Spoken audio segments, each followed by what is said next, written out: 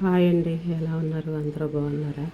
ఇప్పుడు మనం bread omelette వేసుకున్నాము. ఈ బ్రెడ్ ఆమ్లెట్ వేసుకోవడం కోసం ఈ బ్రెడ్ సైడ్స్ మొత్తం కట్ చేసుకుని 2 ఎగ్ తీసుకుని బాగా బీట్ చేసుకుందాం. ఇప్పుడు వీటిని బీట్ చేసుకుని కొంచెం కారం, కొంచెం పసుపు, కొంచెం కారం, కొంచెం సాల్ట్ కూడా వేసుకున్నాను ఇందులోనే.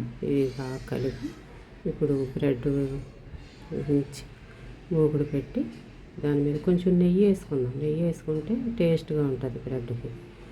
కొంచెమే వేసుకున్నాను. ఇదండి బ్రెడ్ ముంచి ఆమ్లెట్లో వేసుకున్నాం. గార్నిష్ కోసం కొంచెం కొత్తిమీర వేసాను. ఇవి తీసుకొని మనం ఇప్పుడు నెక్స్ట్ ఏం చేద్దామంటే ఆమ్లెట్ వేసుకుందాం.